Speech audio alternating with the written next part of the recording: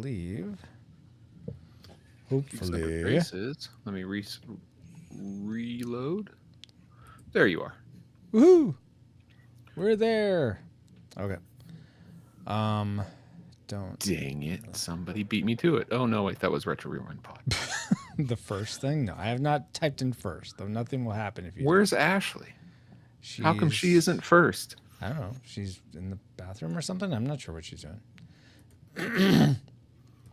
Okay, don't need that. We got the notes here. Have that. Hello. Hello, Paul. All right, guys. Shall we play a game? We're not going to play a game. We're going to review a movie here. Oh, I thought we were going to do the, what is that game by the Riff Tracks people? Riff Tracks the game? That's it, yeah. Okay.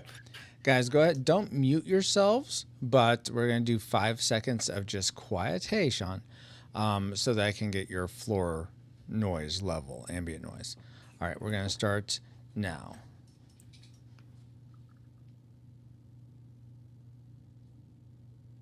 All right, thank you. Okay, Power Rangers, let's do it! I'm glad you're here too, Bobo, in the chat and live. That's wonderful. All right, Paul, will you actually pray for us? I neglected to ask for that before. Oh, sure. Lord God, thank you so much for this day that you have created. May you be honored and glorified through us somehow. I pray that that everything would go well and no technical difficulties, and that people would actually have a good time listening to this and remember. And yeah, in Jesus' name, amen. Amen. Thank you, Paul. Man.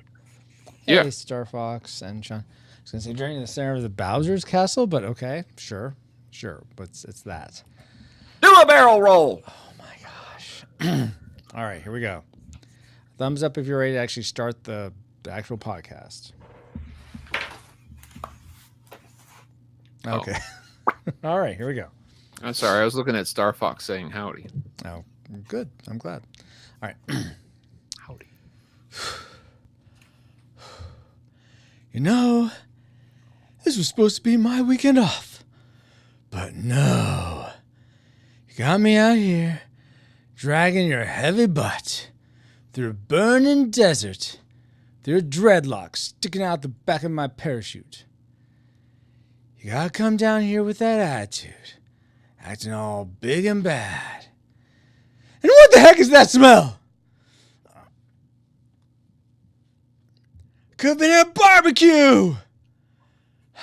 But I ain't mad, because I get to listen to this episode of the Retro Rewind podcast. Thunder Road 3 now online.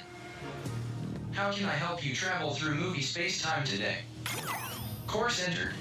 Independence Day, 1996. Is this correct? Course set. Rewinding in 3, 2, 1.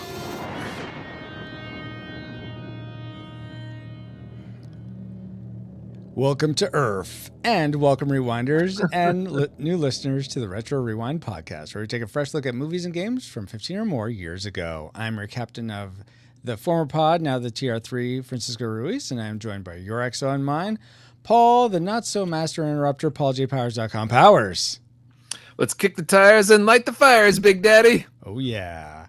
And also for this discussion of the film Independence Day, we welcome back aboard ship's historian, David Bobko.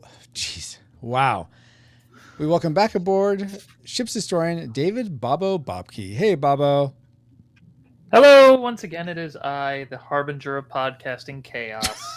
Maybe Finally out of the escape pod that I've been in for the last year or whatever. I think we found Thanks for looking you for me. plenty before that, but actually, That's Bobo, what that smell was. Oh my gosh. This is actually your 6th time on the show. So do you know what that means? I get to eat? Well, I mean, there is that, yes. We have a cake because you're being promoted to chief historian. Congratulations. Thank you. Oh, finally. I know. You've been waiting for this day. My life's goal achieved. Now what? In addition to Baba, we are glad to have back aboard Feelings Officer Patrick Patch Hicks. Hey, Patch. I am happy to be aboard once again. Thank you guys for having me. Of course. Glad to I'm have happy you that both you're here. bored again too. Oh my gosh. And now they have a quick, hopefully not boring flyby of who we are. Paul, can you give us a quick overview of the production specs for Independence Day? And not Independence Day, not Independence Dia, not any other thing. Not Resurgence, 1996, ID4, Independence Day. I'm sorry, I wasn't paying attention, but you said Independence Day, right? All right. Independence Day was released January 21st, 1983 and runs and is rated R. Runs an hour and 50 minutes and it was directed by Robert Mandel, not Howie's dad. Or brother. Written by Alice Paul. Hoffman. Yeah. What? That's not the Independence Day we're covering today. You said Independence Day. And I also said from 1996, if you would have listened. That could have been brought to my attention I yesterday. brought to your attention just a moment ago. That wasn't yesterday. Fine. I'll go back. What year? 1996. Dang it. Hold on. All right. Independence Day was released July 3rd, 1996, and runs 2 hours and 25 minutes if you're watching the theatrical version. There is an extended version that's also rated PG-13. It was directed by Roland Emmerich and written by Dean Devlin and Roland Emmerich, with lead stars being Will Smith, Bill Pullman, Jeff Goldblum, Margaret Collin, and a few others you may or may not recognize. And if we had time to go through all of those few others you may or may not recognize, it would take half the episode. Right. So moving on, the music was composed by David Arnold. And you ready for the box office trivia? I'm ready. Patch and Bob, are you guys ready? Ready? Let's do this. And anyone live in chat, Neko, Star Fox, feel free to join in as well. Go for it, Paul. All right. Independence Day was made for about $75 million and went on to earn over $817 million at the box office. Dang. Okay. So given this fact, how high in the box office do you think it ranks among the movies released theatrically in 1996? We'll go for the top 96. Top 96. All right. Patch, what is your guess? I am going to go 3. 3. Okay. Baba, how about you? I actually thought Paul was going to say we're going to go with the top 1. I was going to guess 1. 1. Okay. But you always guess 42. It's been a while. Yeah, I bailed on the gimmick, which of course has bit me hard the last 2 shows. Yeah. All right. But 1. Let's see. In chat, Sean guesses 46. Star Fox guesses 10. I guess I would have guessed 1, but just to be different, I'll say 2 for me. Oh, so we have 1, 2, and 3. Well, and Sean 10. changed it to 5 just now, but yes, okay. Oh, well, all right, it's too bad because it doesn't matter. It was number 1. Bobo is correct.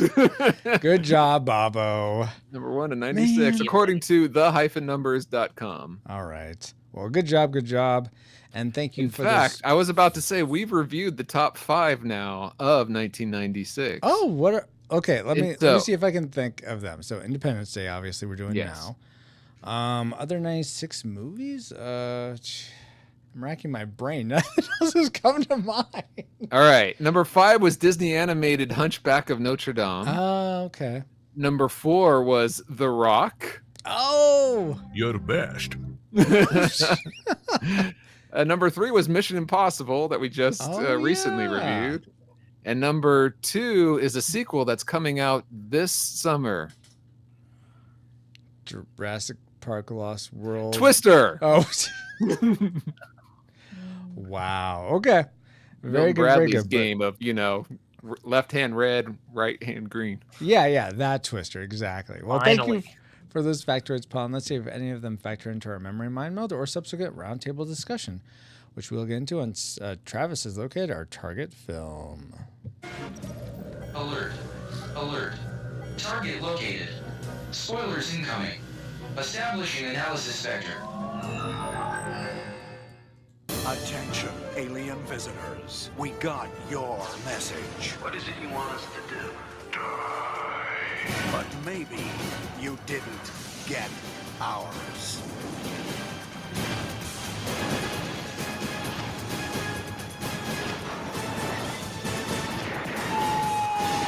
Independence Day. Welcome to Earth. Rated PG-13.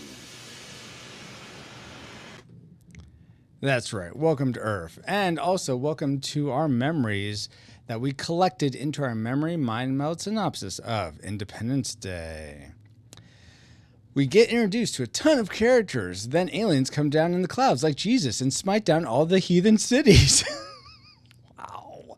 Some aliens want to turn upside down. Some aliens want to turn upside down the planet Earth, but humans want them to wait a minute and sit right there and download a virus from one of your computers. Computers. Aliens, is the whole rest of it a wrap, Paul? Yeah, no, okay. That's up to you. You did so well on that first part. Oh, yeah, great. Aliens arrive, but will they give back? I can't read. Yeah, don't worry. If you just say, I'm Will Smith before you start reading that, you'll be fine. Oh, okay, let me try that. I'm Will Smith. Aliens arrive, but will they don't Elvis? no, just read it. Wow. They help a lot of people meet him by blowing them up. The 4th of July is much better with an exploding federal building. After finishing Star Trek The Next Generation, Data becomes the alien museum curator. A computer virus from the last millennium takes down advanced alien technology. And the best way to kill aliens, plug up their spaceships with F-16s featuring Up Yours with Cousin Eddie. Humanity is saved and all of the alien ships crash and burn, even though we only saw one actually get defeated. No, we got, you know what? That was untrue because I saw several defeated at the end there. Some with the pyramids, others. But we didn't see them other get defeated. Places. We Well, just saw them they were laying defeated. down. They were defeated. So those memories were decepted. But based on those memories, as flawed as they were, what rating did they lead you to predict for the film Independence Day before you rewatched it? Classic, nostalgic, or tragic? And we'll see if these, how these compare to our final ratings at the end. But Patch, what was your prediction for Independence Day? I predicted a classic. Classic. Bobo, how about you? I predicted nostalgic. Nostalgic, okay. Paul? I predicted classic. Classic. And I, too, predicted classic. I remember always liking this film. So we'll see, though. Maybe on this rewatch, it outstayed its welcome. But we'll see. But before we get into the things we didn't like, let's talk about the things we did like about Independence Day. Let's get to our Best bits. Kick the tires and light the fires, Big Daddy. Exactly. And let's have Bobo light those fires first. What's one thing you liked about Independence Day, Bobo? Or I'm curious, did you ever call this ID4 or did you usually just call it Independence Day? I just call it Independence Day. Yeah, same here. ID4 just feels weird. So, yeah, where's 1, 2, and 3? Exactly. So what did you like about not ID4? I had that problem with Leonard Part 6. I won't go back to that again. But anyway. And that's not the only problem with that. True. I'll go with an obvious one here. The president's speech before the final battle. Really? I like this. Really, you're giving him guff now? You're showing your hand this early? He's getting defensive already because he knows for a fact that I have the bite meter back with me once again. I saved it. So right there, ready to go. But anyways, but I like this speech. It's not the greatest speech I've ever heard in a movie, but I still feel a little bit of inspiration. I think partially because Bill Pullman pulls it off. So Sure. Good job, Lone Star. So I like that. Although I've seen this movie enough that my brain starts to wander other places. Oh. And when he gets to the end of the speech and he says, "Our Independence Day," my brain started going over to UHF after George Newman says, "We did it, the station's ours," and then music starts playing and the fireworks fly. So wow. I watched too much TV, but yeah. I am curious, what speech from a movie would you rank higher than this? Oh, that would require more thought on my part. Oh, I don't know. Speed probably from a better movie than this one. With better Wow. writing. There's a lot of those. I'd have to parse through those. Oh so I'd my have to gosh, get back in Bomber. that. Fine. You get back to me. Patch, what's something good or bad, Ryan? What's something you enjoyed about Independence Day? Well, I think for me, I really like the enormity of the film. So it clocks like in the at about scope? 2.5 hours, depending on if you watch the extended is only like about 10 minutes longer. But I'm known in the podcast community these days, specifically on my podcast Feelin' Film, as the crouchy old man. Like keep my movies to like an hour and a half, maybe 2 hours. Amen.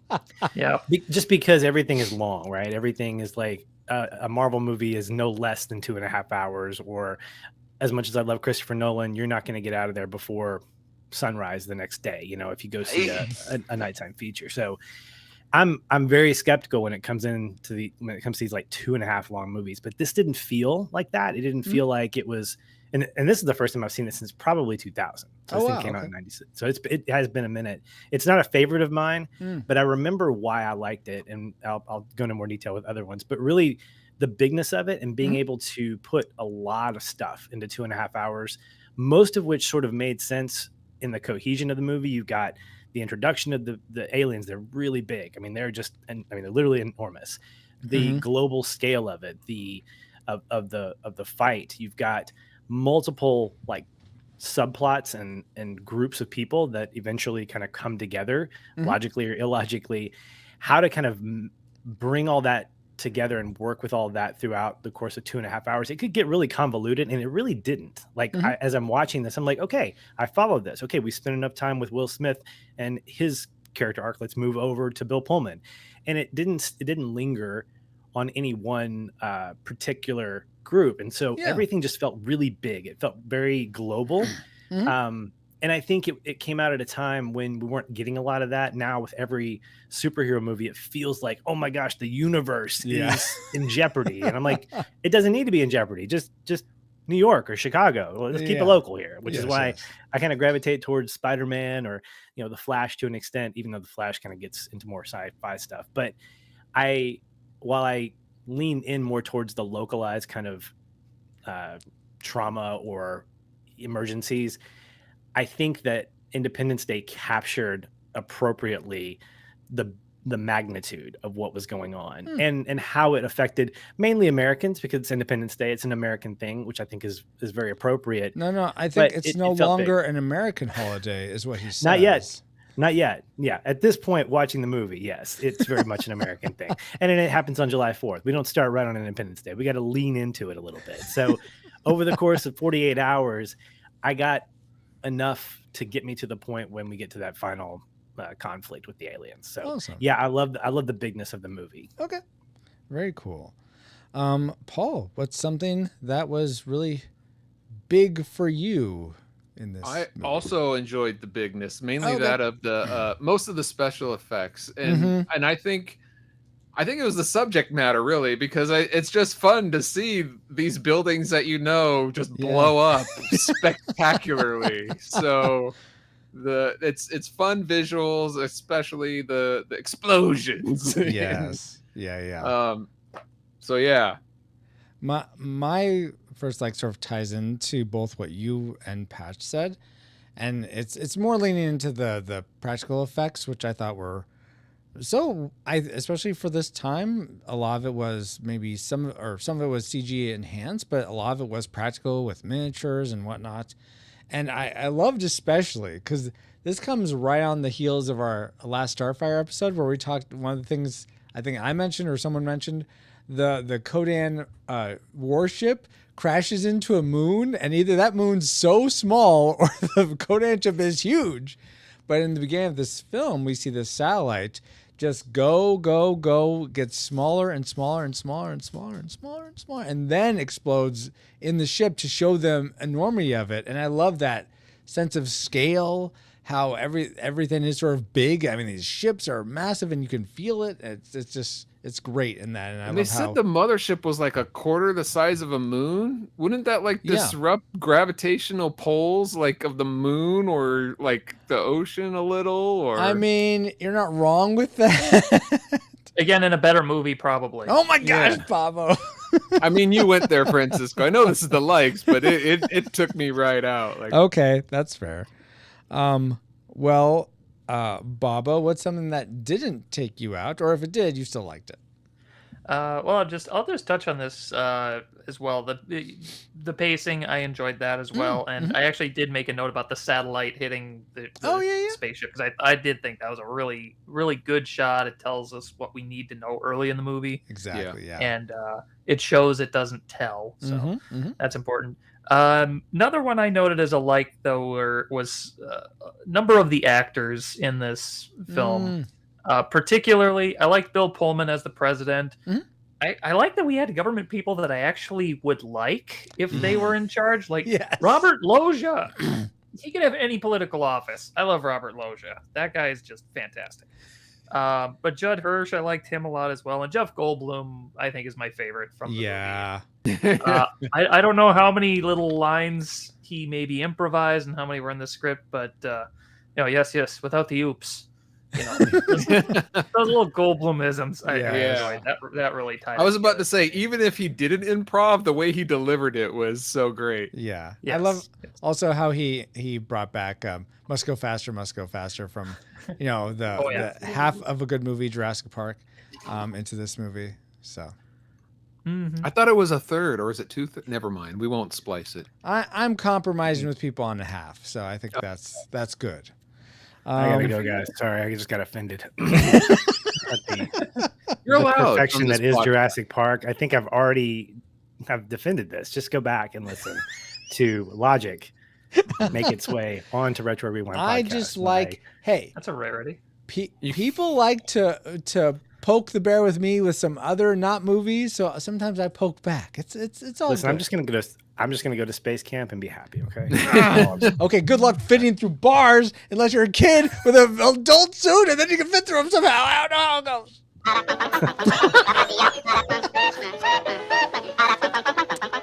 All right. I would like to go back to you though, Pat, with something else you liked about this film.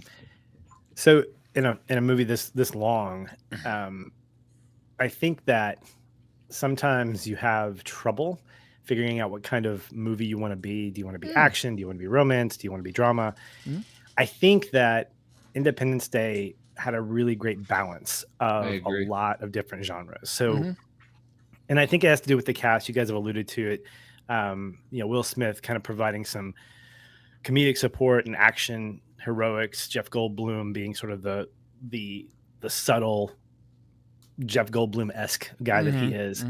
But I found myself never feeling like, man, this just feels hokey, or man, there's too much comedy in this. It didn't feel like it was trying to make fun of an alien invasion, which can be done really well, but it also didn't feel like it was overly dramatized. Like I felt like, man, like I didn't have a problem with the sci-fi inaccuracies, like the moon. Yeah, I wasn't thinking about that because it didn't feel like Arrival, or it didn't feel like Interstellar, where you were using science to actually reinforce some of this stuff. And so what I love is that I'm watching this movie and I'm fully invested in the explosions. And I love the fact that you're going to get New Yorkers or Americans or people. I'm not going to get specific. I don't want to offend, but you're going to get folks that are going to be those folks on the roof being like, yes, alien invasion. And they don't know about the ridiculousness. They're probably going to get destroyed. Yeah. And so you have this weight of seriousness within the confines of a movie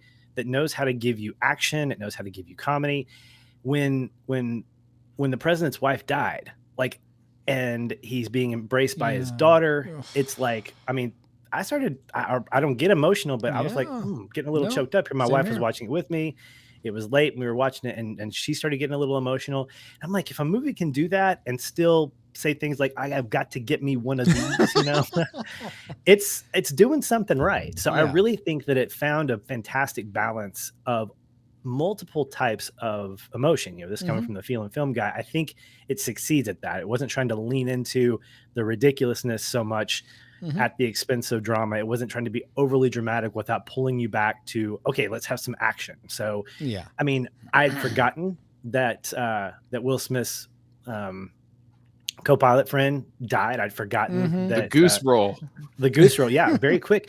I mean, and that's the other thing is like, okay, we're going to lose some people. This is not something that's necessarily like all the good people are going to live. And so I thought that there were some stakes in it, which is really good.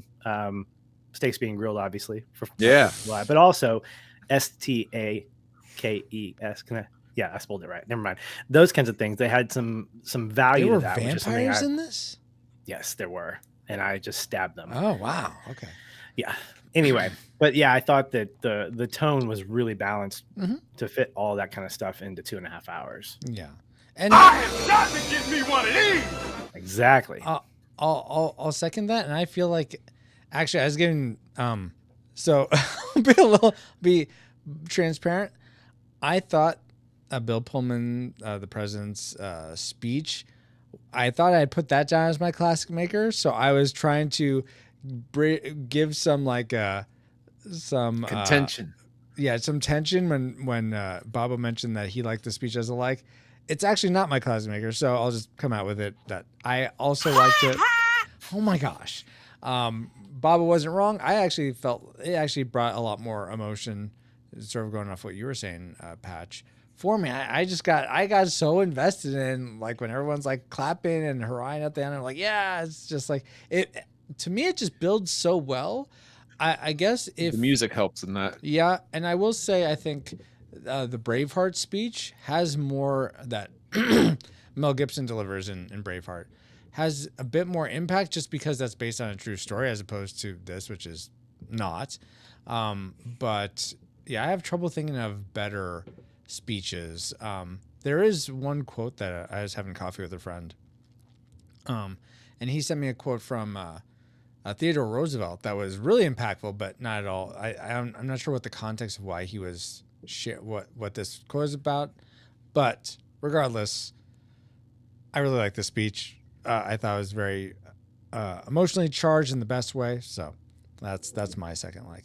Paul, give us one more like before we get to our classic makers, please.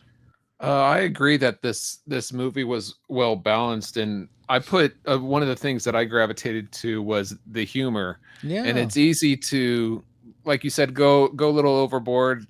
Try to be funny, and you wind up with Spaceballs, which is fine. But movies this long in this kind of genre, you'll have it peppered here and there, but not throughout. And I thought this movie did a good job of keeping the humor throughout. I mean, it's not constant, but it's definitely part of the ride throughout the whole film. Yeah. So I appreciate that. Well, I'll just go to my classic maker because it sort of feeds right into that. My classic maker was, as much as I liked so many of the characters in this, I really did like Will Smith's Captain Steve Hiller. I thought he had such a good back and forth from very humorous, yeah, guy, get me one of these, and saying oops, all that, to being serious and caring about his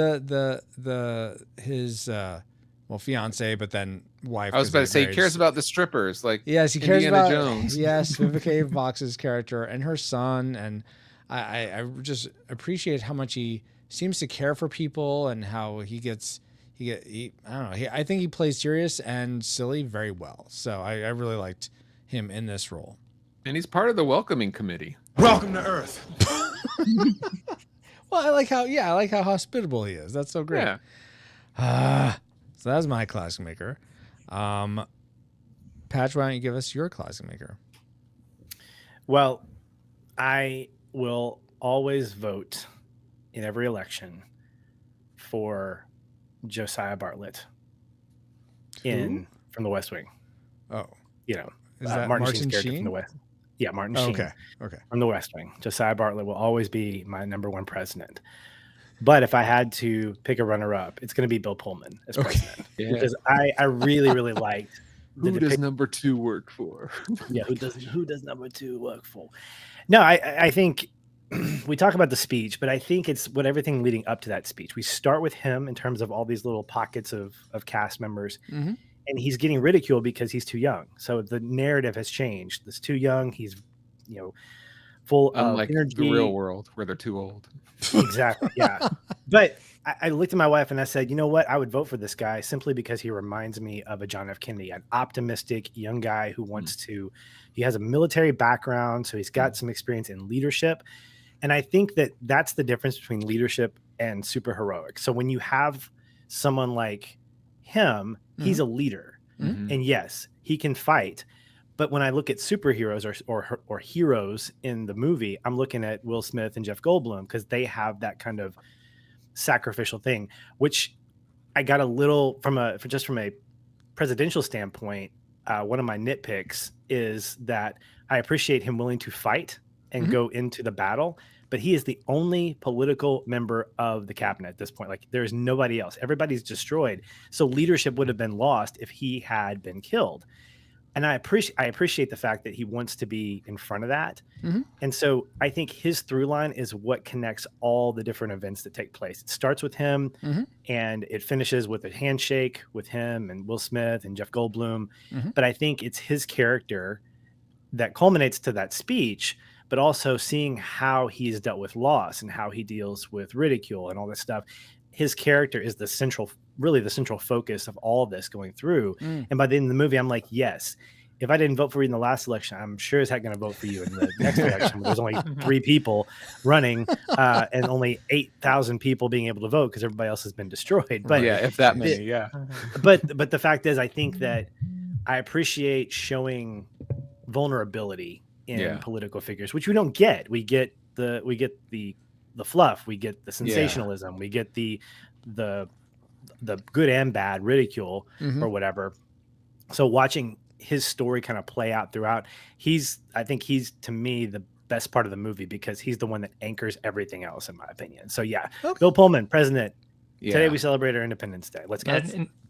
And I was going to say he really rebounds well too because he's got the criticism early on, and then he makes his decision. He doesn't get people out of the cities in time.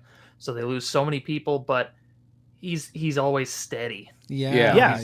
He's mourning over people, on Air Force One, but he's not tearing himself apart about it. He knows he's got to maintain. He's got to be the leader. Yeah, and it leads up to that speech, as you said. And I think what makes it great is the fact that he's dealing with all that grief. His wife has just passed away.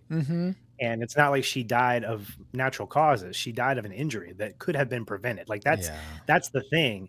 And so to see him, in not Independence Day Resurgence, but in my sequel, he has to deal with the grief of that. I'm like, all this stuff, he's going to have to deal with that. So for him to be able to compartmentalize it, to continue to lead, to me, that's a strong person. But knowing that I can believe that he has enough vulnerability that at some point after all this is done, he's going to take a breath and he's going to weep just deeply for everything that's happened. He's going to go through that period. Whereas with a static, unnamed president, he's just a figurehead at that point. So watching his whole story play out with his wife and getting them connected again, the length of the movie works in that regard to get us to care about him and his wife and wanting them to be together, and then seeing her die shortly after he's gotten a chance to see her. It just makes it more impactful.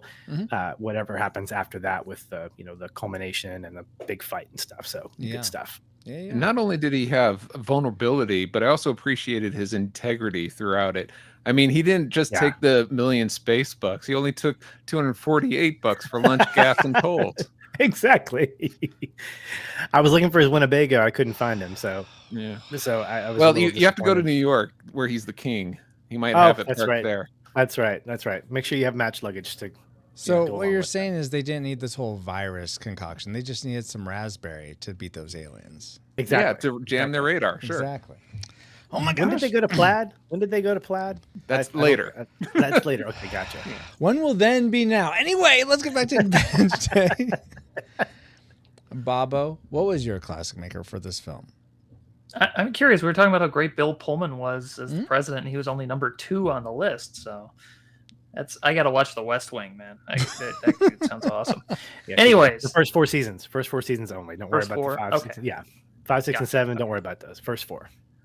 Alrighty, I'll keep that in mind. When it comes to greatest American heroes, I'm going to go with William Catt #1 from the TV show The Greatest American Hero. Okay. Number 2 on my list, however, is going to be the late great Russell Case, played by Randy Quaid, and that final moment that he has where he decides to make the ultimate sacrifice and take his armed with a missile plane and basically use the plane to probe the alien vessel, as allegedly 10 years prior he was probed. But anyways, Russell in this world, Russell Case has to go down as one of the great American heroes. And really, I think if you're at all into this movie, even if you're watching it and it's not totally your thing, I still think you got to feel a little bit of excitement at that moment when he lands the blow and there's that huge explosion, all that fire spreading throughout the alien vessel, and you realize we won. And and if you're really into the movie, it's just a million times greater. And again, Bill Pullman, when he's looking back and he says he did it, the son of a female dog did it. You know, it's like every time I see the movie and he delivers that line, I'm just getting a little Aw. So that's awesome. Yeah, so it's Russell Case's sacrifice that's a classic maker for me. Okay. Yeah, that's totally fair. Paul, that leaves you. What's your classic maker for ID4, aka Independence Day? You mentioned Will Smith and Bill Pullman and Jeff Goldblum. My classic maker is the cast. Okay. Yeah. It is so wide and varied. I think they all did a great job. And it felt like every 15 minutes, like, oh, there's someone I haven't seen like in years from this TV show. Like, it was great. So I enjoyed the cast. To me, that's the best part of the movie. Gotcha. I will say that I feel like Patch is doing a little bit of a disservice with Best Presidents because I think we can all agree that the best president is President Laura Roslin, played by none other than Mary McDonnell. So, liar. What are you talking about, liar? That's what she says in ID4, right? Oh, that's but also you're a liar. Oh, I thought you were Also actually you're a calling me liar. liar. No, I like that. She's She just clearly got top through 5. Francisco's shields with that. She played BSG, the president's she's- wife. Is that did I miss something? She played the president's wife in this movie, but she plays the president of the 13 colonies in Battlestar Galactica. The reimagined series on Sci-Fi. Yeah. But so she's top 5 for sure. Absolutely, but not number 1. All right. Nope. All right.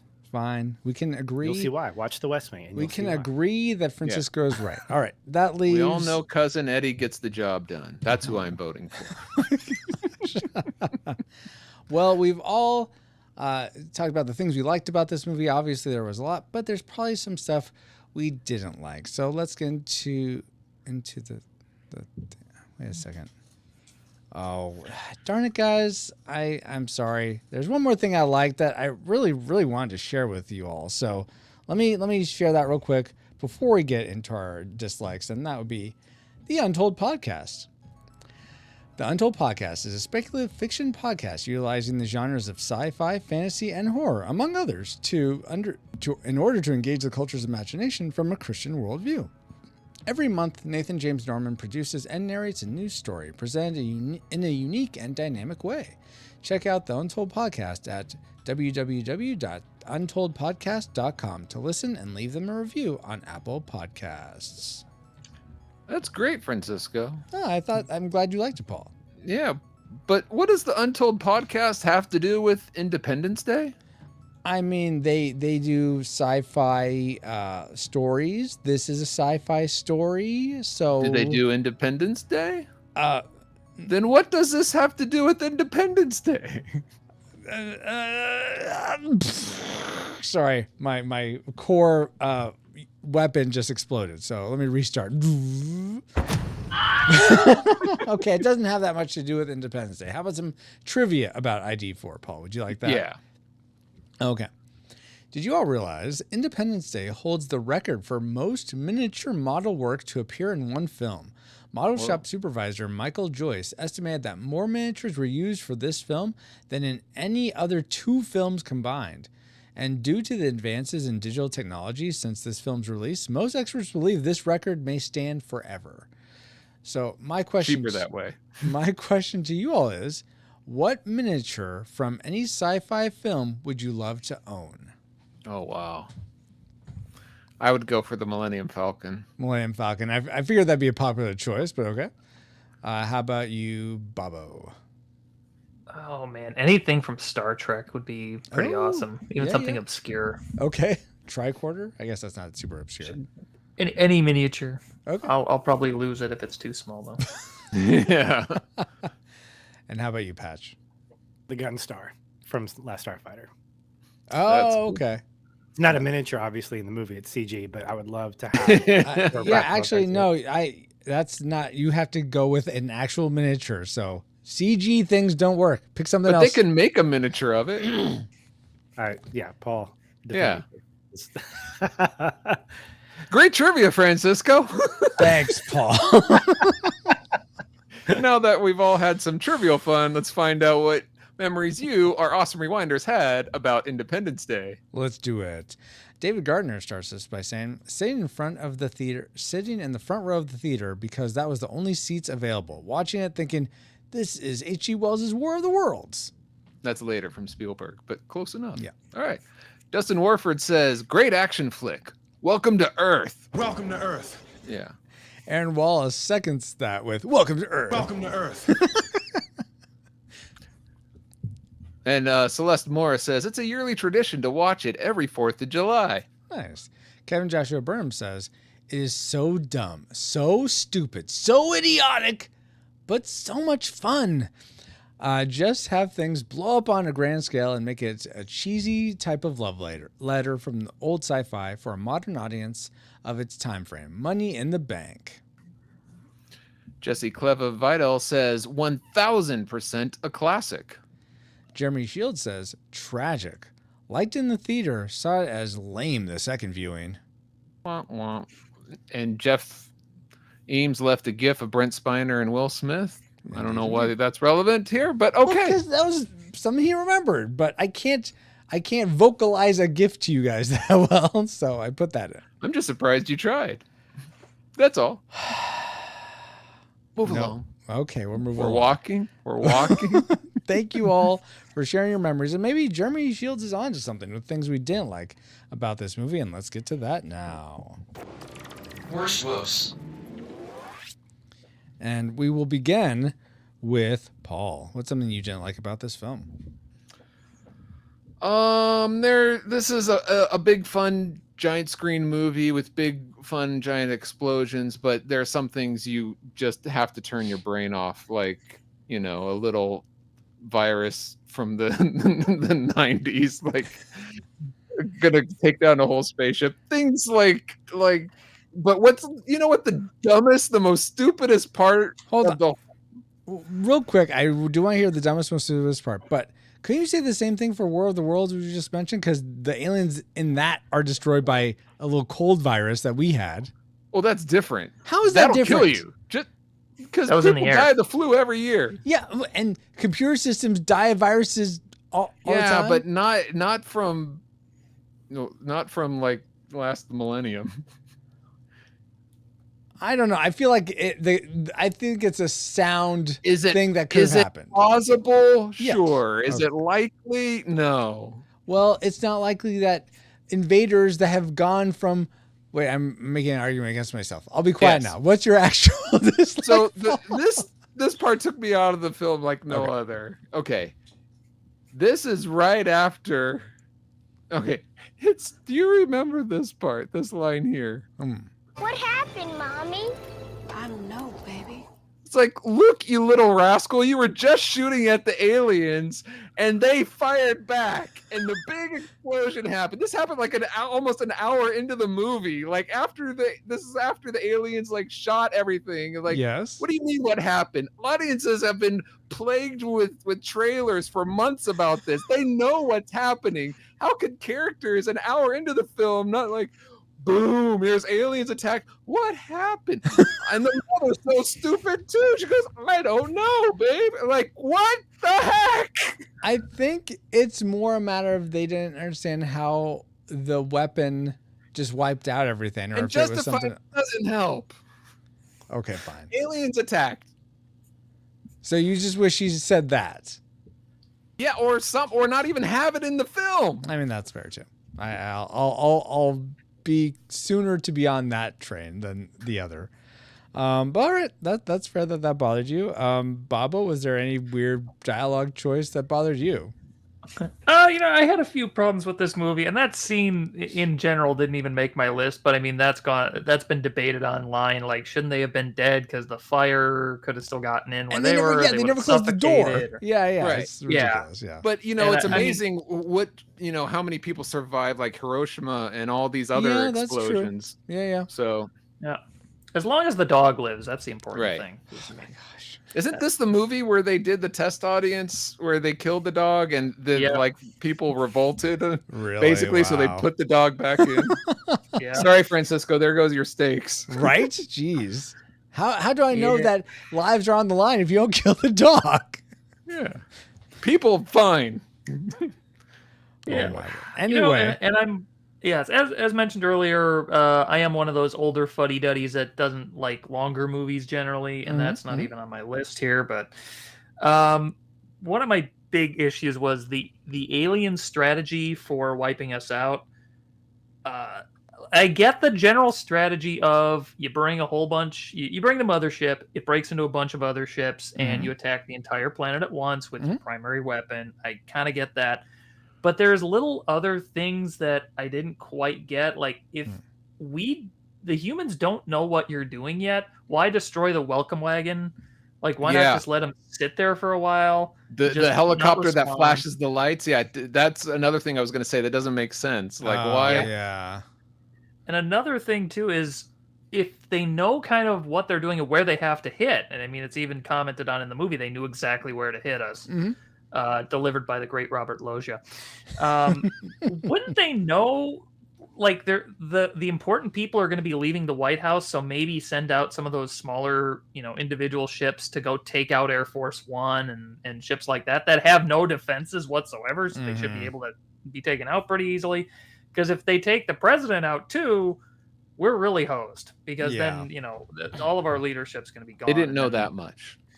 They didn't know where Air Force One was. That's it. Yeah, they knew to use our satellites against us, but they didn't try watching the important channel. They're busy watching reruns, Leave It to Beaver or something. I don't know what was going on. Not like and and then a couple other things I didn't get. I mean, their ships seem to move a little slow for me. Maybe that's I'm getting too far into it, but I don't know how they're supposed to consume our natural resources if they're just setting everything on fire. Well, Just the it's cities, their I ocean think. water. Is that what they wanted? Oh, you Okay, think they want- the water I could understand. Yeah. Yeah, so I'm the guessing alien because it's strategy- one thing they didn't destroy. Yeah, it's a fair point. But yeah, the alien strategy in this was a little lacking for me, so that bugged me. Okay, that's fair. Patch, what's something that was a little lacking for you? Well, I think that as someone who likes sci-fi and the idea of Area 51 that has since been like, oh yeah, it does exist. Hey guys, just kidding. For the last 50 years, at the time it hadn't been declassified, and I really wanted to spend more time with Brent Spiner and company, just knowing more about the tech and things like that. I mean, we got a good chunk of it, and the extended edition spends a couple of more minutes. Yeah. There's this great scene. I don't know if you guys are watching the extended edition, but he's talking to Jeff Goldblum's character Levinson, and Levinson's like saying all this smart stuff, and he's like, "We didn't know what half this crap did, and we still don't." I'm like, it's very, very non-scientific the way that he's talking to him. Yeah. And he's like, and at the end of the scene, he's like, he says, "How did you know how to do all this? Like, we're basically saying we've been complete nincompoops for the last 3 days and probably the last 25, 30 years. Yeah. But I kind of wanted more of that. I think Brent Spiner's great. He's one of those actors that, he's typecast Data, and he's not in a lot of things, but the character he plays here is so fantastic because he's real peculiar. He's just kind of zany. He even says they don't let us get out here much or get out much. And I'm like, no, they don't, and that's okay. But I really wanted more of that.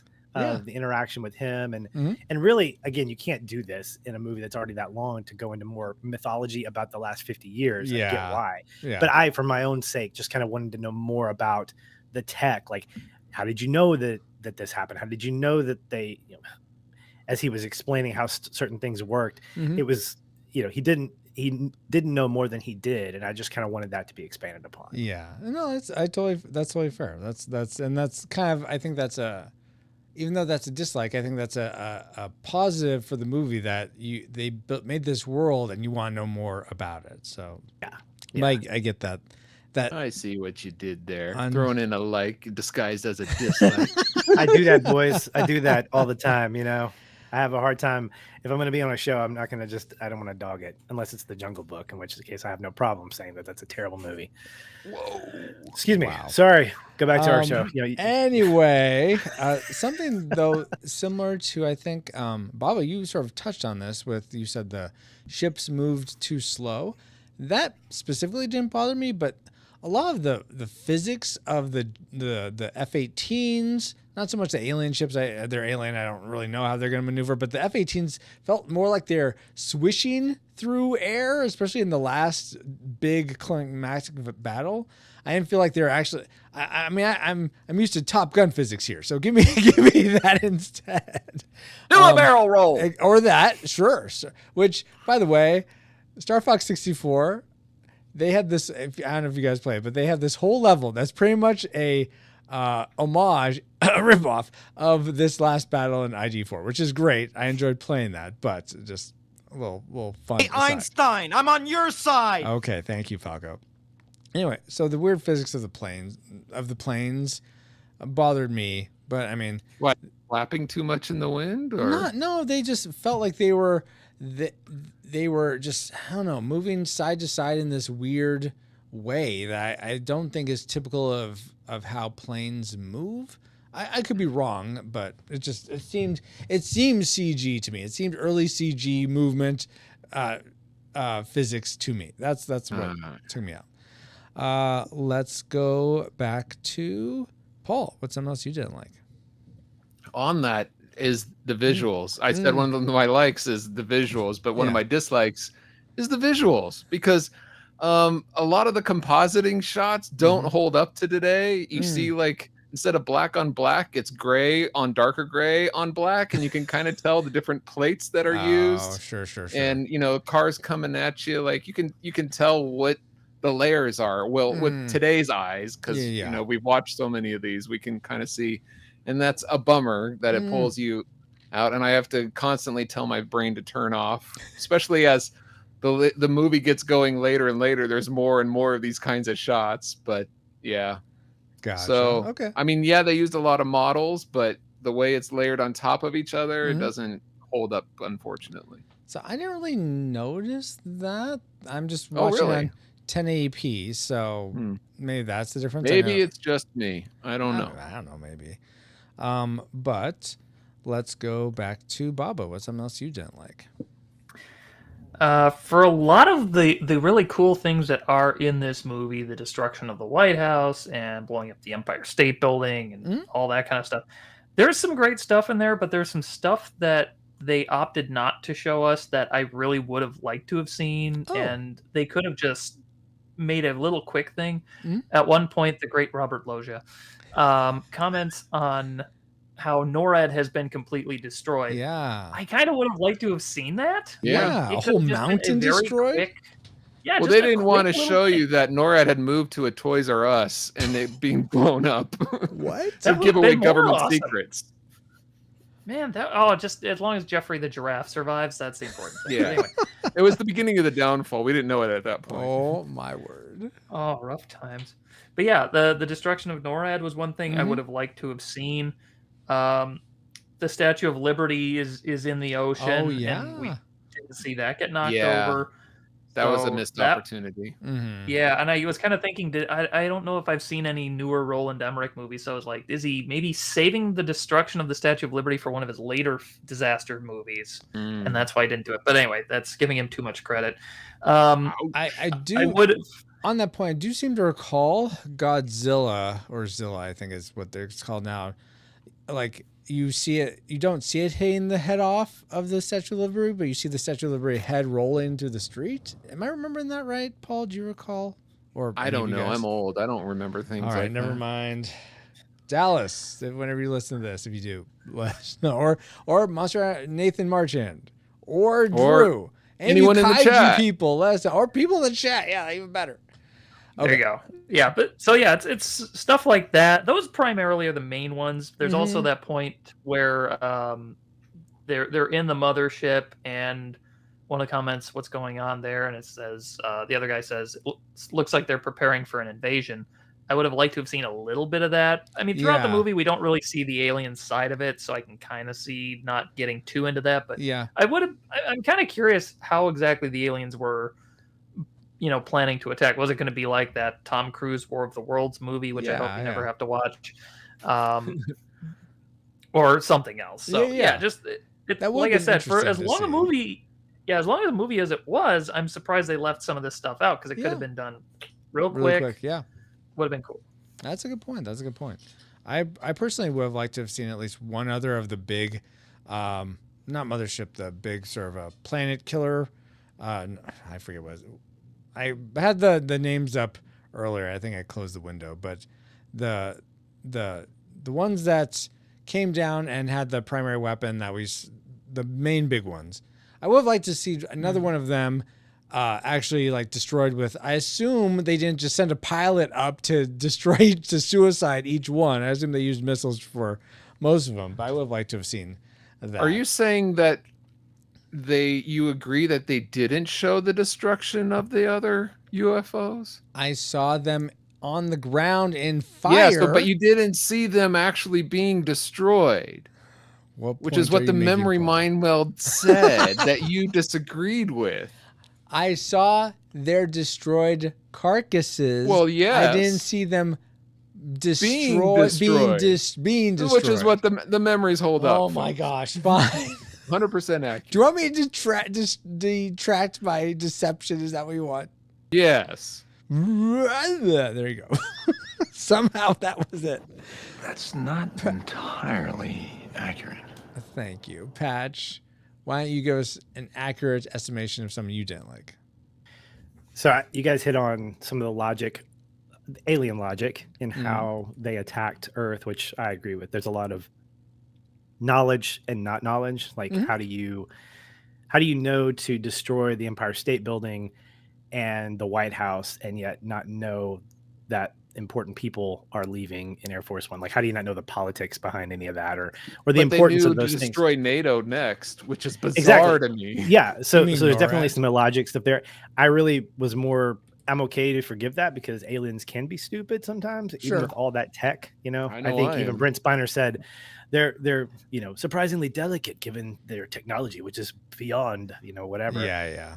I kind of want to put the spotlight on the questionable or unanswered questions with the people of Earth. Yeah, like how does Will Smith knock out an alien with one punch with the exoskeleton on it? Well, that's fine. I mean, I think he's got superheroic strength there because he's Will Smith. And he was Ali, but Chris Rock stood up to him. Let's keep it in the world of sci-fi and fantasy if we can. Sorry. But just as sort of a highlight reel, there are three kind of questions I have. Like, how did they actually destroy the aliens? So this is something that I've thought about even since '96. Randy Quaid does the probe right upstairs. Yes.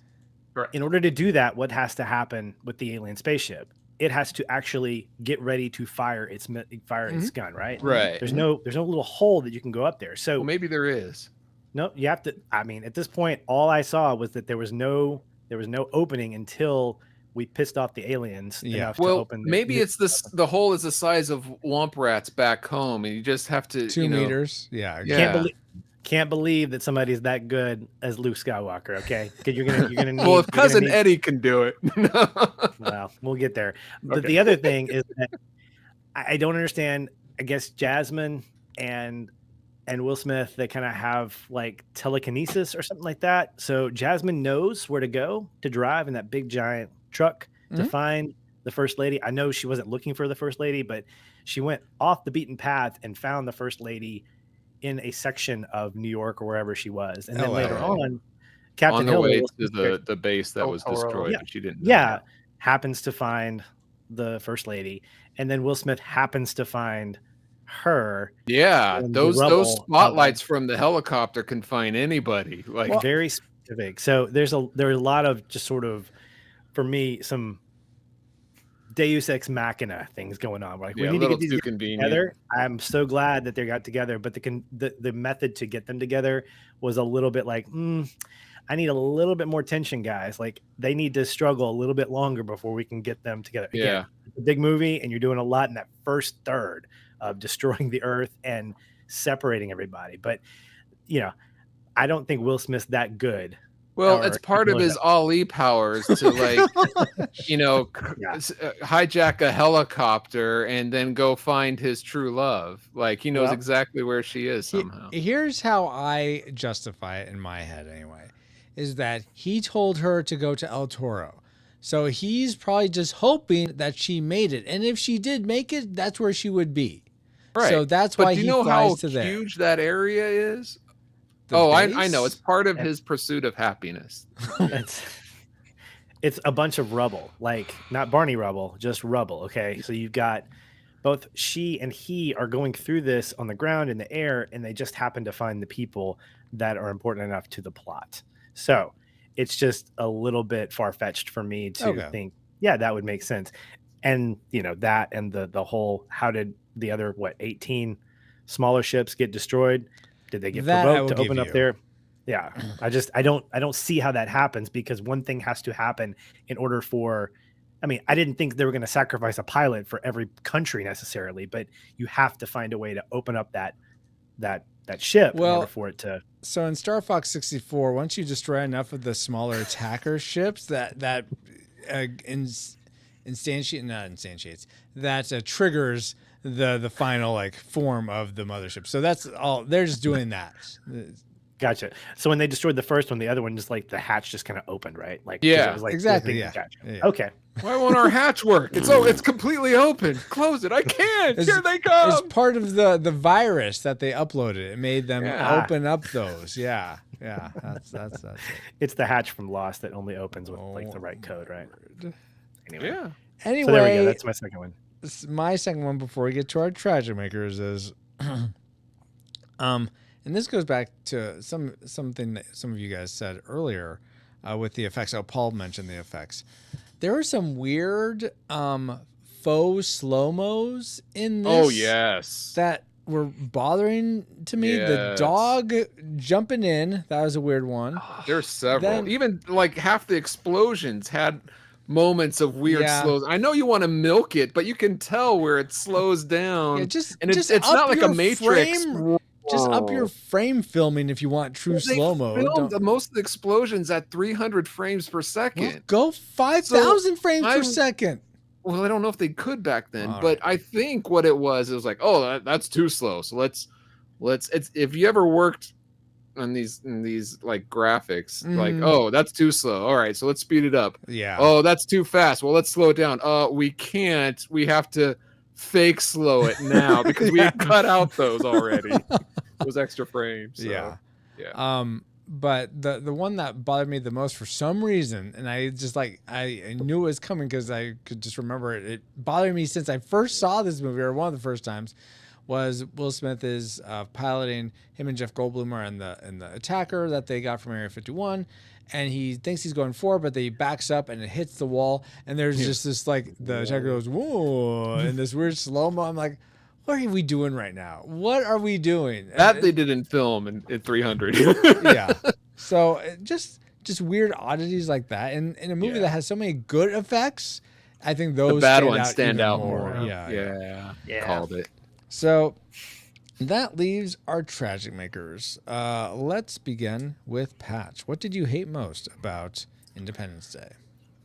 My dislike of dislikes, not my hate. I don't want to be that guy.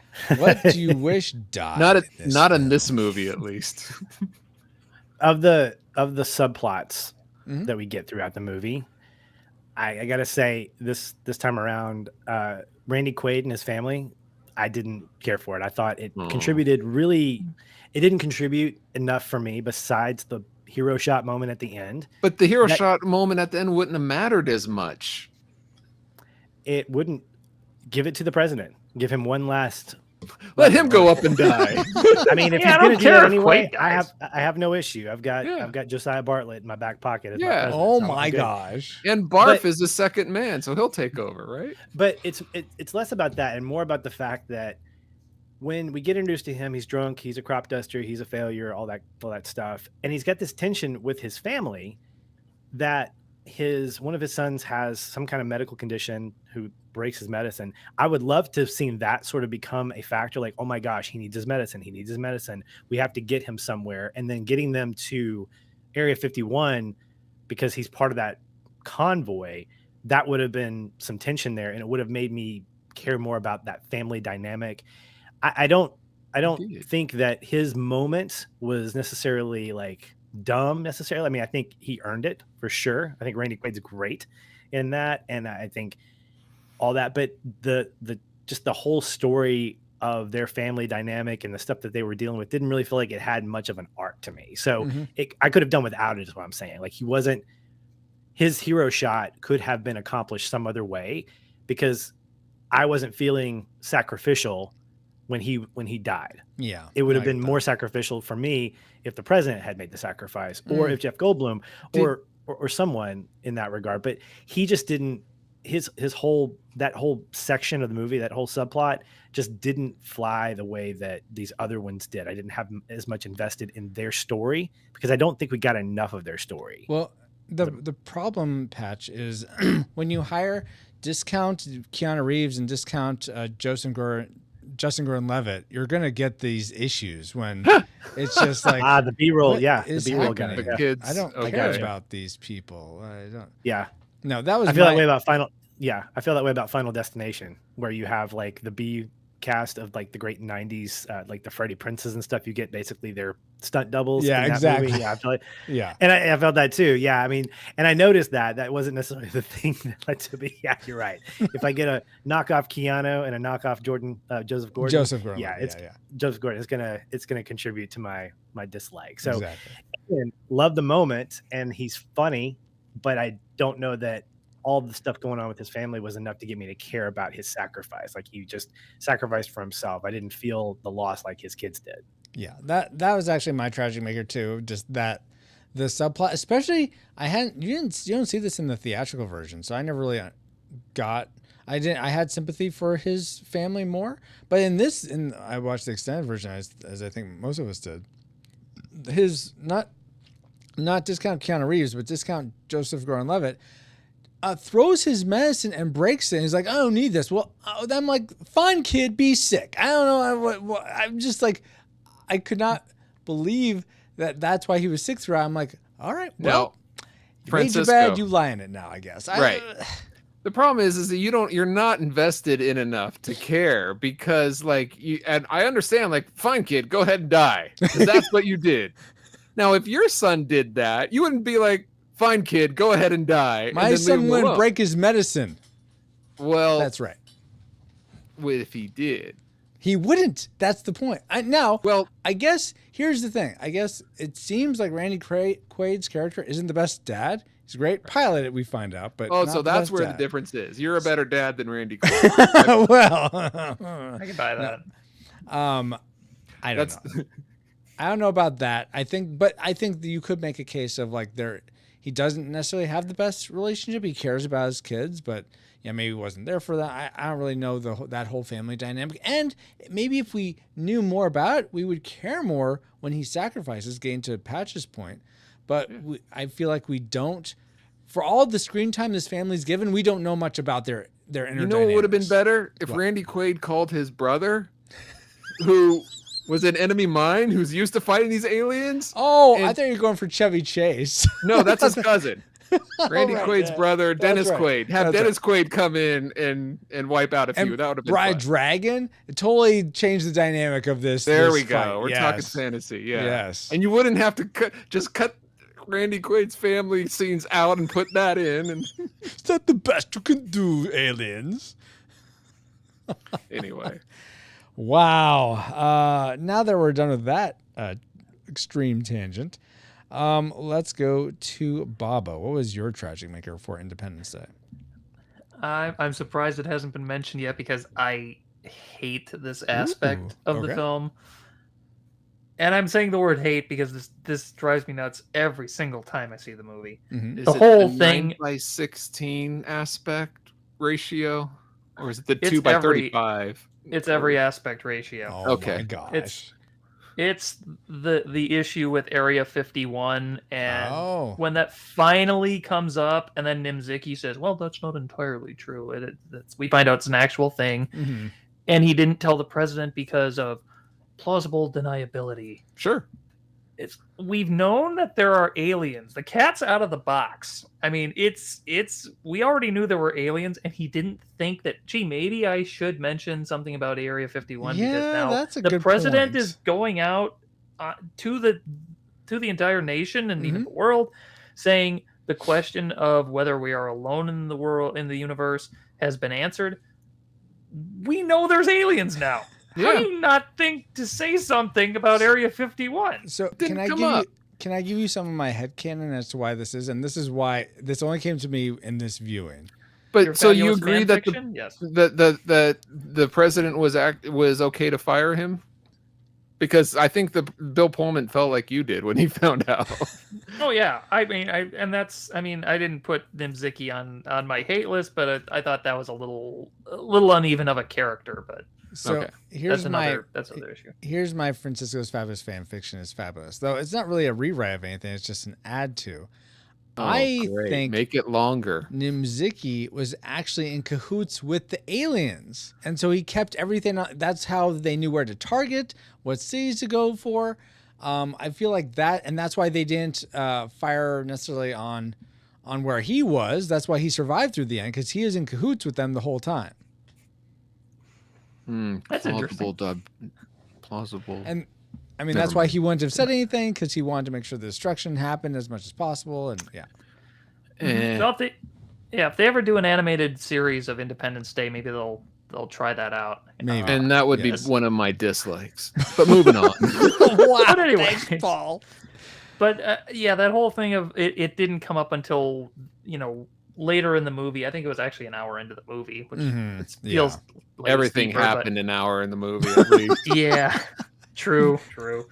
And so there's that, and then I also thought like the Area 51 people didn't reach out. I mean, to say like, hey, seems like there should have been more communication or something. Yes. Yeah, like there's stuff going on here. The little bells and whistles are going on with the ship that haven't before, so we should probably pay attention to this. And my fourth point on this was just writing equals bad, because just if I were rewriting the script, this would drive me nuts. How do I explain that Area 51 just didn't come up when all this stuff with the aliens starts? Yeah. And I just that's such a huge hole in this for me, and it just drives me bonkers every time. Very fair. I like how they bring it up through the dad. It's funny. Roswell, New Mexico. I like that character, by the way. Judd Hirsch does a great job. He does. He's fun. That leaves you, Paul. What wasn't the judge? Well, Judge I'm Hirsch gonna of this agree film? with Francisco and Patch here in my tragic maker, but also disagree completely with Pat. When he said discount Keanu and Joseph. Okay, interested. No, when he said that the length was good, it didn't feel too long. This movie felt way too long to me. Oh, really? Yes, I did watch the Get off your phone, Paul. Get off your phone. But this, I thought there is no need to go into so many backstories. We don't need to see the stripper at the strip club. You know, we don't need to see so many added. This could have easily been well under 2 hours, if not an hour and a half. And I wonder, like, I don't think it could be an hour and a half. 2 hours, I'll give you, but not an hour and a half. Under 2 hours easily, I think. 2 hours. Well, I'm cutting out more. But I like all the cameos of the people. You know, you keep Kevin Arnold's dad in there from what was his Wonder Years, Wonder and all Years? these other Oh, yeah, people, yeah. like, you know, And Baldwin, I like seeing. yeah. So there's so many, you know, bring Chuck in too. Well, this was before him. But anyway, I just thought it was too long. It dragged and unnecessarily so. So Okay. that's the biggest flaw All right. in this for me. Alrighty, guys. Well, now that we've entered all our firing trajectories into the firing computer, Travis, do you have a final firing solution for us? Firing solution complete. Salvo authority accepted. Ratings prepared to launch. I like Travis. He gets the salvo authority. Oh my goodness. Anyway, do we rate Independence Day a classic? We'd recommend anyone go see this film, whether or not they've seen it before. A nostalgic, it's worth rewatching if you remember watching it as a kid or young adult and you liked it then. Yeah, give it a rewatch. It's worth your time to do that. But if you've never seen it before, probably go check out something, watch some other movie. Or do we rate it a tragic? It's not worth anyone's time. If you've never seen it before, keep it that way. And if you have seen it before, don't sully any good memory you have of it with a rewatch. So let's begin with Patch. You had predicted classic. Where did Independence Day actually end up for you? Well, it shouldn't be any doubt. I go classic again on this one too. What? I am shocked. 2.5 hours of classic. Sorry, 2 hours and 22 minutes of classic and 8 minutes of tragic. Oh my gosh. All right, classic for Patch. Awesome. Bobo, you had predicted nostalgic. Where did it end up for you? You know, I was debating what I was going to finally rate this with all the things that drove me nuts about it. And this is my 6th review on this podcast. And this is the review that this is the rating that I feel the dirtiest about giving. Ooh. Okay. Because I'm changing it from nostalgic and I'm going to go to classic. Whoa. Because I didn't It's so want to on one gooey. hand, but it's because there's so much that's so stupid about this movie. And I don't feel right giving it a classic, but it was a big, huge summer blockbuster movie, which gives it a point. And it, you know, there's when somebody asks me, is that movie good? You know, I see a movie and I've got 2 different friends asking me if that movie's good. One's asking me, is it good as in it does it have good writing, good acting, good cinematography? Is it a well-crafted piece of cinema? And the other one just wants to know, is it entertaining? And this is absolutely entertaining. So I think it's up there kind of as a best in genre as far as a disaster blow-up stuff. Absolutely. Yeah, take that, Academy. Yeah. And I have to give it credit where it's due here. So I'm going to say classic. All right. Then before we get to me and Paul's reign, we go to our reflux capacitors. They're what make this time travel possible. But we ask you guys to rate these movies along with us, and your votes combined, we get a classic from you guys as well. So thank you for voting. So that's 3 classics so far. Paul, you had predicted classic, but I'm curious if anyone, if you too changed your vote like Bobo.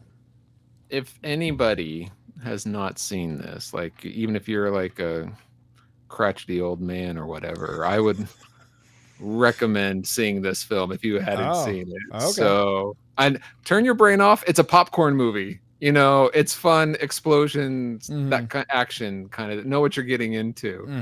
If you're one of these Academy Award snobs, I would recommend that you watch this movie because it's fun, unlike these other movies that you like to hail. So classic for me. Classic for you.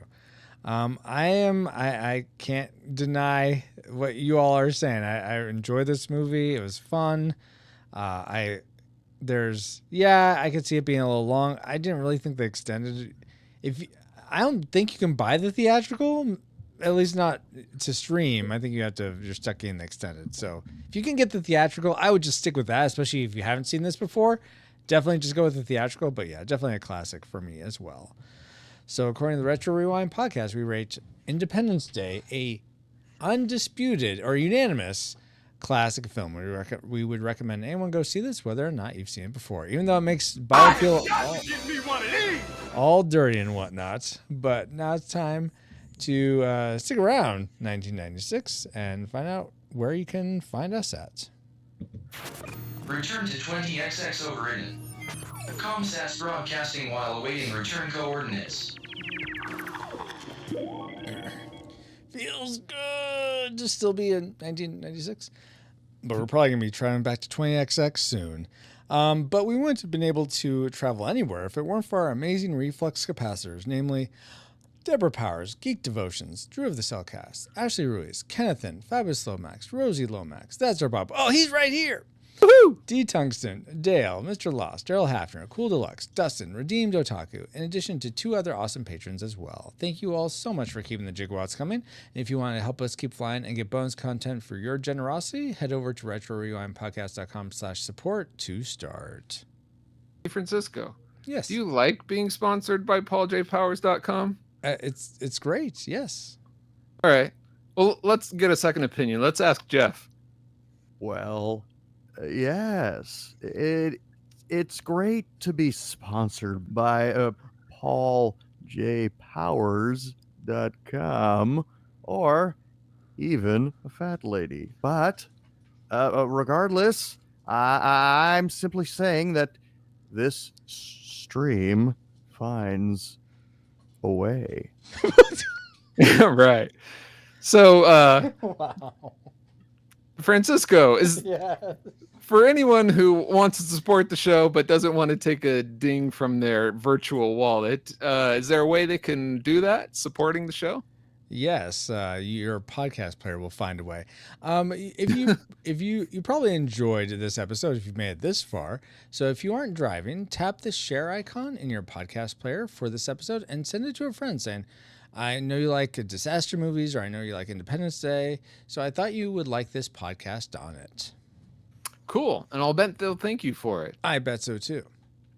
And speaking of thanking people, we want to give a big United World hug to Bobo and Patch for sharing their ideas and supporting us with their thoughts and that's feelings what about. I'm trying to say. Yeah, sorry, I had to really try to get into my brain. I wasn't wearing my tinfoil hat. Sorry, but yes, thank you, Bobo and Patch. So let's go and find where we can find out more about you. We'll start with Bobo. How can people find you online? Is there anything cool you got going on if you want to be found?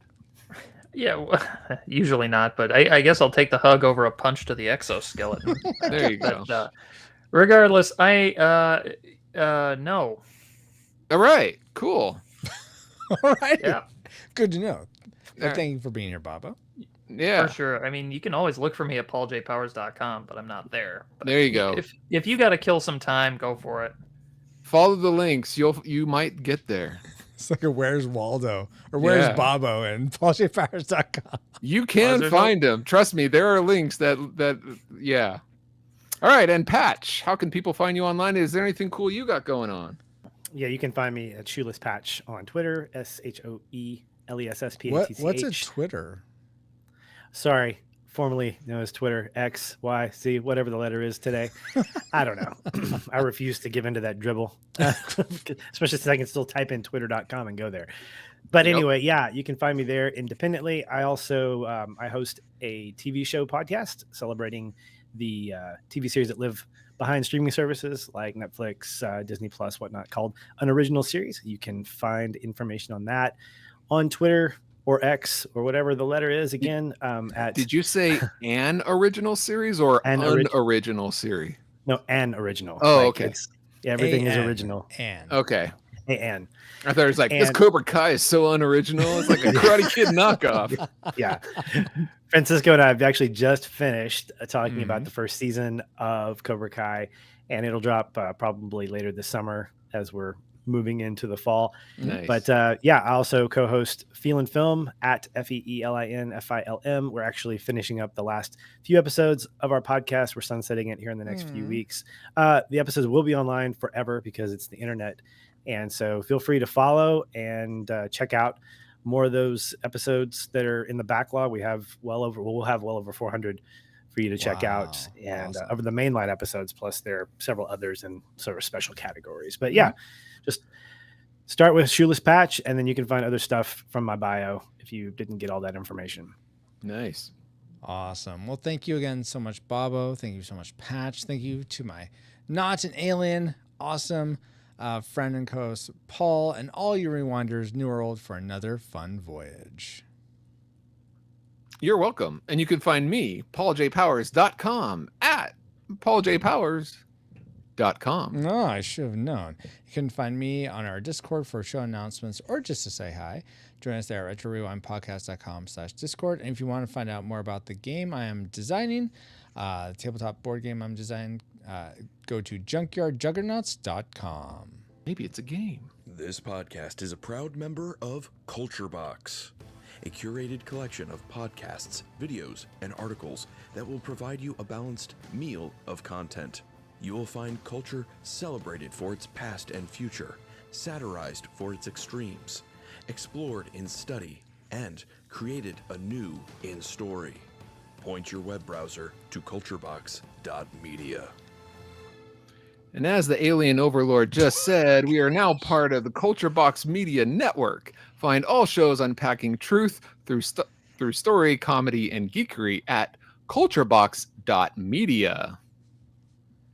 Thank you, EXO, and thank you all for listening. We pray you are more joyful today than when you first hit play. But like a Pokemon, we gotta catch you all later for the next episode of the Retro Rewind Podcast. Rewinders of the Lost Pod mission complete. Review Our audio mission ship logs complete? for more details.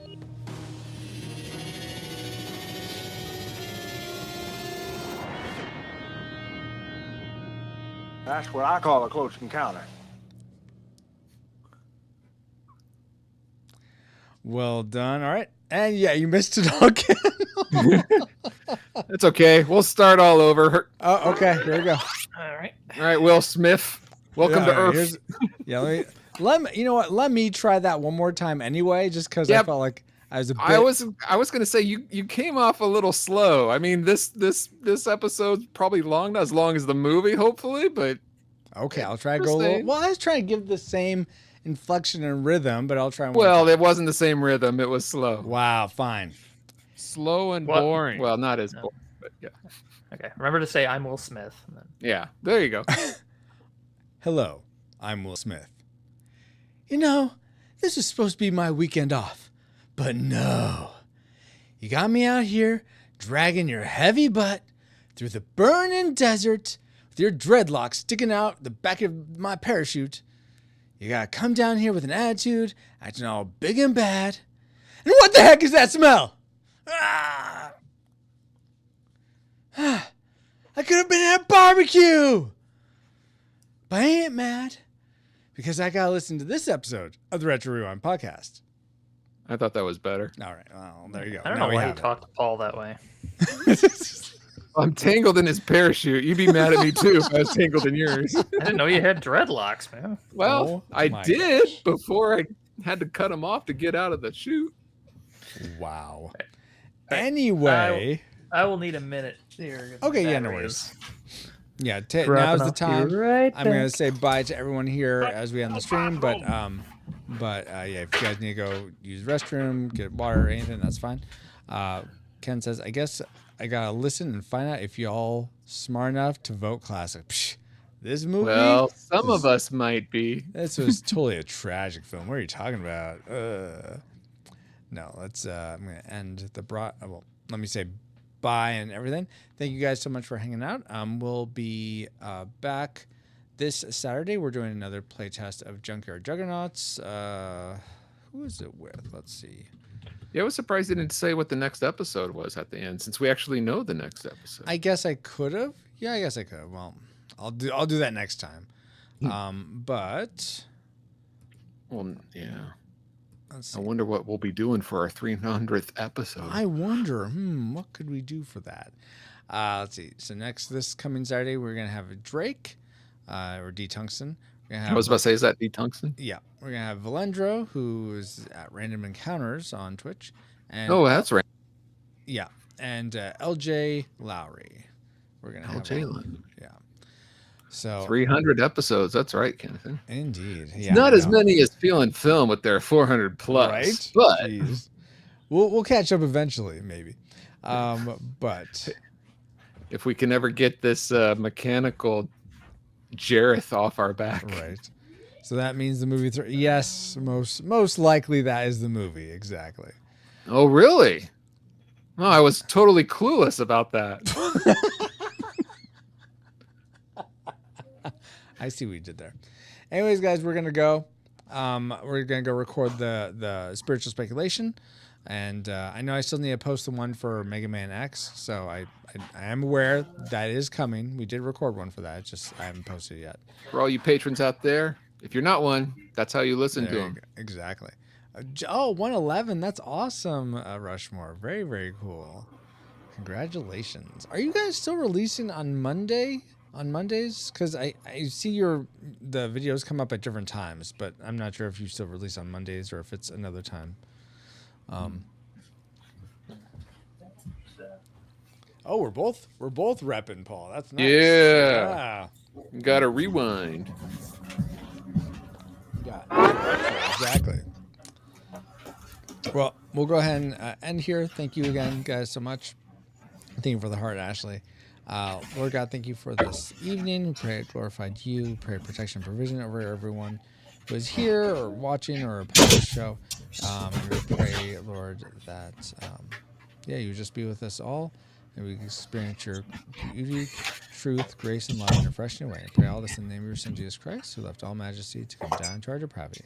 Lived the life we wanted, taught us how we could, conquered sin, overcame death, being raised to you, the Father, making a way for us all to have a right relationship with you where there wasn't a way before. Amen. All right. Amen. Amen. Right. Wow. Oh, Friday Night Lives now. Okay. No more pure. Oh, okay. Gotcha. I didn't realize that. All right, guys. Well, until next time, here is your stream face. I'm getting better. No, you're not. You'll be stone dead in a moment. We were in the nick of time. You were in great peril. I didn't think I was. You were in terrible peril. Now go away, or I shall taunt you a second time. Run away! Run away!